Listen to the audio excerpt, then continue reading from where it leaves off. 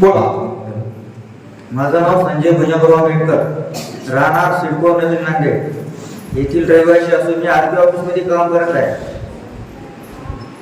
जवळपास 2001 पासून माझं दारूचं प्रमाण खूप वाढलं होतं. रोज दारू प्यायचं, एकही दिवस गॅप पडू दिला नाही. माझी बहिणा स्टेजवर सुद्धा दारू पिलेली आहे.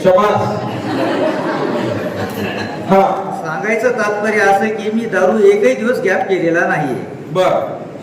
आणि दवाखाने करून बघितलेत, आमच्या पत्नीने दवाखान्यातल्या गोळ्या वगैरे देऊन बघितलेत, मेवण्याने औषध देऊन बघितलेत, त्याचा कुठंच परिणाम झाला नाही.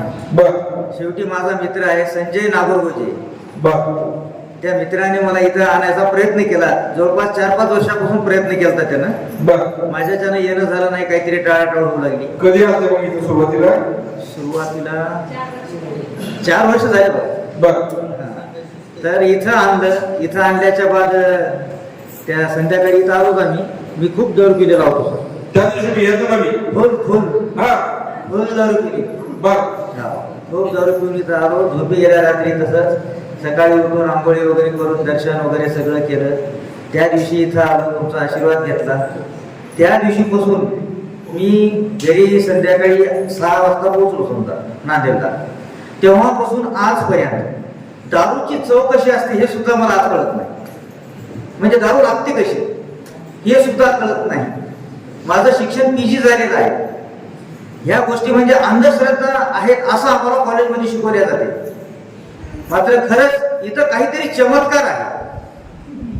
काहीतरी चमत्कार आहे. जे माणूस रोज दारू पिते ते माणूस इथून गेल्यावर दारूच पिला नाही. म्हणजे इच्छा पण झाली नाही आणि त्याची चव सुद्धा मला कळत नाही.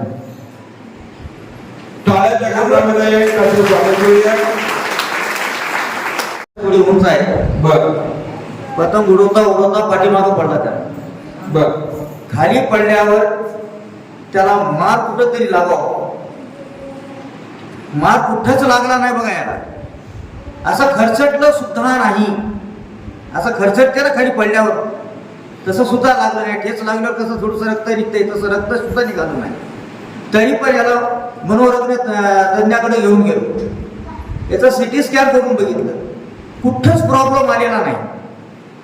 याला जेव्हा विचारलं भाई असं कसं शक्य झालंय, त्यानं म्हणला मी वरून ज्यावेळेस पडलो पुढचं तू बोल, जे आहे ते खरं सांग. खाली शिंबज बाप्पाने माझं धरलं. टाळ्याच्या गजरामध्ये स्वागत करूया. हे सांगतोय की मी पडलो पण त्यावेळी माझ्या गळ्यामध्ये पॅन्डल होता. पॅन्डल गळ्यामध्ये आहे ना तुमच्या सगळ्यांच्या. तो पॅन्डल होता. सुभाष महाराजांनी अंतर झेलल्यासारखं झेललंय असं त्याचा अनुभव आहे.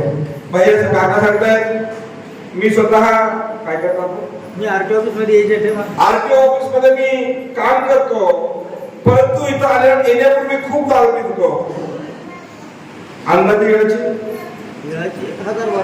1000-1200 रुपयाची रोज दारू पित होतो.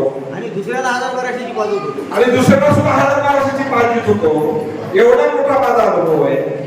परंतु एवढंच नाही, त्यांनी सांगितलं तुमच्या लग्नामध्ये सुद्धा तू दारू पिलेला होता. तुम्हाला वासच कसा आला नाही काय. मग इतकी दारू पिणारा मनुष्य ते सांगतायत आम्हाला शाळेमध्ये शिकवलं जातं की हे सगळं अंधश्रद्धा असतं, हे थोताप असतं, हे असं असतं तसं असतं. पण बाबांनो, जे जगात बदल घडत नाही ते या मलकापूर मध्ये घडतं. तुझा तुम्हाला सांगू का